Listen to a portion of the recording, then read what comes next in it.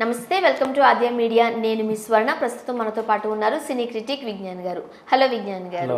Yes ఆచార్య flop తర్వాత చిరంజీవి గారి next movie భోళా శంకర్ మీద అందరికీ హోప్స్ ఉన్నాయి. కాకపోతే దాని డైరెక్టర్ మెహర్ రమేష్ అయ్యేసరికి కొంతమంది చెప్పలేమన్నట్టుగా, ఎందుకంటే మెహర్ రమేష్ మీద చాలామందికి అంత సరైన గురి లేదు. ఈయన చిరంజీవి గారిని ఎట్లా చూపిస్తారు, లేకపోతే ఎట్లా హ్యాండిల్ చేస్తారు, ఈ రకరకాల అపోహలు లేకపోతే డౌట్స్ ఉన్న నేపథ్యంలో భోళా శంకర్కి సంబంధించి మెహర్ రమేష్ గారు స్పందించారు. ఇది మరొక ఎంబీబీఎస్ శంకర్ దాదా ఎంబీబీఎస్ అన్నారు, రైట్? అంటే అది ఫుల్ కామెడీ మనం చూసాం.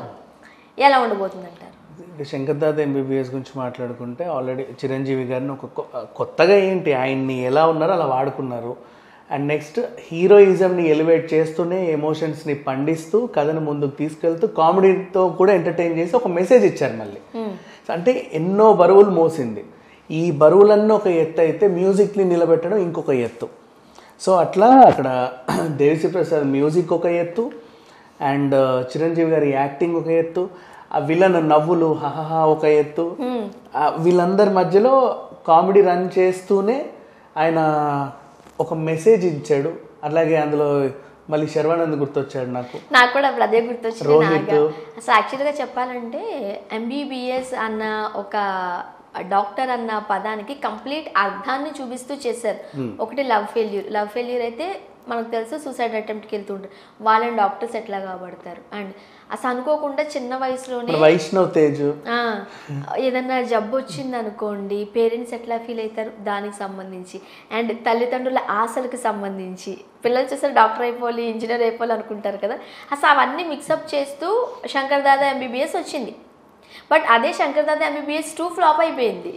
జిందాబాద్ అది వేరే విషయం.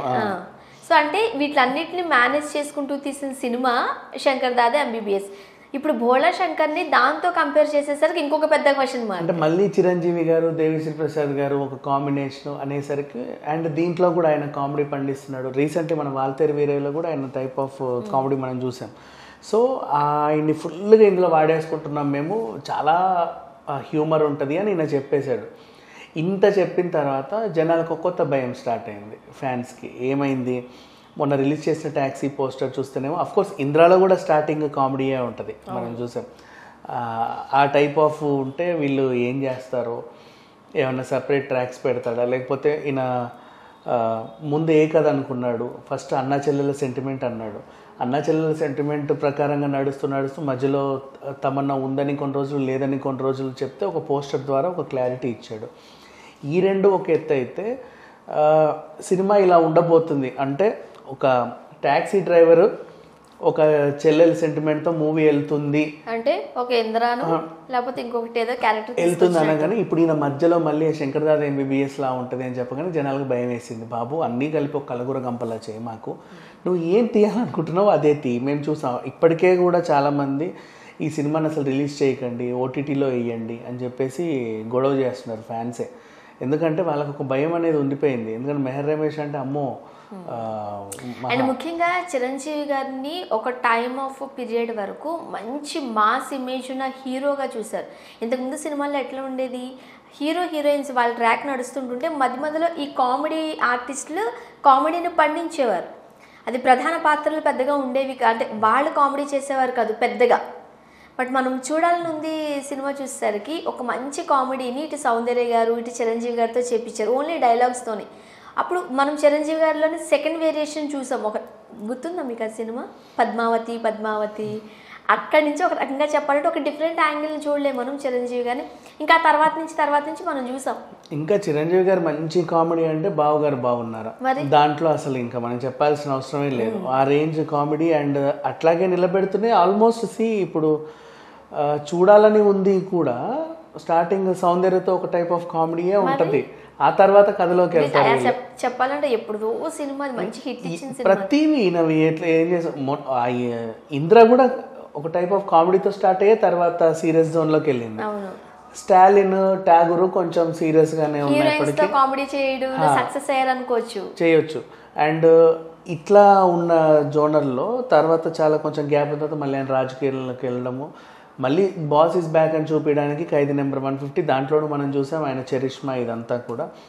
ఆ తర్వాత కొంచెం సీరియస్ జోనర్లో ఉయ్యాలవాడ ఇవన్నీ వెళ్ళినప్పటికీ కూడా వాల్తేరు వీరయ్యతో మాత్రమే పర్ఫెక్ట్ చిరంజీవి ఈజ్ బ్యాక్. మళ్ళీ ఆ పంచకట్టు, ఆ సాంగ్, ఆ జంబలక్కడి జారుమిఠాయి ఇవన్నీ కూడా ఒక టైప్ ఆఫ్ క్రియేట్ చేసాయి జనాలకి. అమ్మయ్య చిరంజీవి గారు ఇలాగే ఉండాలి, ఇట్లుంటేనే మాకు నచ్చుద్ది అనే రకంగా పాతుకుపోయాడు. అండ్ ఇప్పుడు చూస్తే బోలా శంకర్లో కూడా ఇవన్నీ ఉన్నాయి, అంశాలన్నీ ఉన్నాయి. అంటే చాలామందికి అంటే ఇవి ఉన్నాయి అంటే సంతోషమే. సంతోషం పక్కన పెడితే ఆ ఎంజాయ్ చేసే లోపే రోజు చివరికి వస్తే అప్పుడు ఏదో ఇది అన్నాడు, తర్వాత ఈ స్టోరీ ఇలా ఉంటుంది అన్నాడు, తర్వాత స్టోరీ ఇలా ఉంటుంది అన్నాడు. ఇన్ని రకాల స్టోరీని ఒక కథలో ఎలా చెప్పాలనుకుంటున్నాడు, అసలు ఏం చేయాలనుకుంటున్నాడు, ఇంకేమన్నా అయ్యిద్దేమో, ఈయన కొంచెం జాగ్రత్తగా తీసుకుంటే బాగుండు, మళ్ళీ అనవసరంగా మెగాస్టార్ గారు డేట్స్ ఇచ్చేదో చేశాడు అని చెప్పేసి ఉంది. కానీ ఎట్టకేలకి సినిమా అయితే రిలీజ్కి సిద్ధమైంది, వాళ్ళ ఇవన్నీ అయిపోయాయి. Almost songs first glimpse, second glimpse ఇవన్నీ ఇక మెల్లిమెల్లిగా రిలీజ్ చేసే దీంట్లో అయితే ఉన్నారు.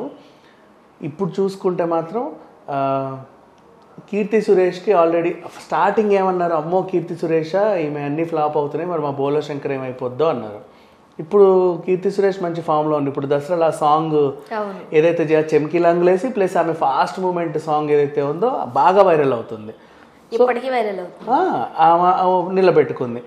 తమన్నా విషయానికి వస్తేనేమో ఆమె అమ్మో తమన్నా అంట వెళ్ళిపోయిందంట, ఉందంట, అదంట ఇదంట, బట్ ఆమె మీద అయితే ఇప్పటివరకు ఏమీ ఇది లేదు, ప్రజెంట్ అయితే పర్వాలేదు అన్నట్టుగానే ఉంది. ఇక చిరంజీవి గారి విషయానికి వస్తే కొంచెం వాల్తేరు వీరయ్య సక్సెస్ని నిలబెట్టుకునే ప్రయత్నంలో ఆయన ఇంకా ఇదయ్యాడని చెప్పాడు. అంటే ఇంకొకటి ఏంటంటే వాల్తేరు వీరయ్య సక్సెస్ లో సగం క్రెడిట్స్ రవితేజ గారు పట్టుకెళ్ళిపోయారు. ఇప్పుడు బోలా శంకర్ మళ్ళీ సోలో హీరో అనుకోవచ్చు.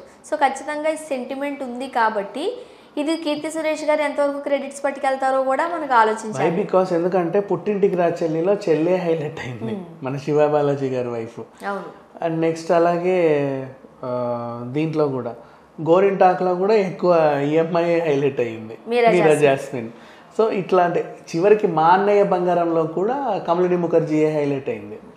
ఇట్లా ఇన్ని చూసినప్పుడు అన్న సెంటిమెంట్తో వచ్చినప్పుడు ఏ సినిమా అయినా గత చరిత్రలు చూసుకుంటే అన్న కంటే చెల్లెళ్ళే హిట్. ఒక హిట్లర్ ఒకటే అన్న హిట్ అయ్యాడు, ఎందుకంటే చెల్లెలు అంతమంది ఉండేసరికి ఎవరికి ఏ సెంటిమెంట్ ఇవ్వాలి అర్థం కాక వాళ్ళందరినీ విలన్లుగా చూపించారుగా. అన్నని కసురుకొని అన్న ఇదయ్యాడు. కానీ మిగతా అన్ని సినిమాల్లో చెల్లి సెంటిమెంట్ అన్న పర్లేదమ్మా అనే టైంలో ఉంటే అయ్యో పాపం ఈవిడికి ఏమైందో అనేది ఉంటుంది. అన్నని తిట్టింది కాబట్టి అక్కడ హిట్ అయ్యారు. బట్ ఇక్కడ అన్నం తిట్టే ఇది లేదు. కీర్తి సురేష్ మంచి ఫుల్ సెంటిమెంట్. ఇప్పుడు కీర్తి సురేష్ గారికి జంటగా ఎవరున్నారో మనకి ఇంకా రివీల్ అవ్వలేదు. అండ్ ఇప్పటికి వచ్చిన వార్తలు ఏంటంటే తమన్నా కీర్తి సురేష్ ని బాగా టార్చర్ చేస్తుంది, ఆబ్వియస్లీ కీర్తి సురేష్ గారికి క్రెడిట్స్ వెళ్ళిపోతాయి. ఇంకా ఈ రకంగా ఉన్నప్పుడు మరి ఇక్కడ చిరంజీవి గారు ఏం చేస్తారు, దాంట్లో కామెడీ చేసి చెల్లి సెంటిమెంట్ సినిమాలో ఈయన కామెడీ ఎందుకు చేస్తాడు అనేది ఇంకో పెద్ద డౌట్ అనమాట. అంటే చెల్లెల కాపురం కొంచెం అంటే చెల్లి సెంటిమెంట్ అంటే చెల్లెల కాపురం ఏదో అయితేనే సినిమా పండుద్ది, ఆమె కాపురం ఏదో అయిపోతే జంబలక్కడి జారుమిఠాయి అంటే ఎలా ఉంటది అని చెప్పి ఫస్ట్ హాఫ్ లో మొత్తం కామెడీ అంతా చూపించేసి సెకండ్ హాఫ్ అంతా అప్పుడు సెంటిమెంట్ పండి చావదు కదా. ఫస్ట్ హాఫ్ నుంచే సెంటిమెంట్ క్యారీ చేస్తే ఇంటర్వెల్ బ్యాంగ్ ఒక ఇది చేసి దాన్ని సాల్వ్ చేసుకుంటూ వెళ్ళాలి. ఇప్పుడు ఓవరాల్ గా అంటే ఇట్లా అయితే అంటే కన్ఫ్యూజ్ అయిపోతున్నాం. బికాస్ ఆయన చెప్పకుండా బాగుండు, ఇప్పుడు ఆయన శంకర్ దాదాలా ఉంటది అనకపోతే బాగుండు, ఎవరికి అంచనా లేవు. ఆయన ఉంది అని చెప్పేసరికి అందరికి ఇట్లాంటి డౌట్లు వచ్చేసాయి. Thank you so much. Thank you.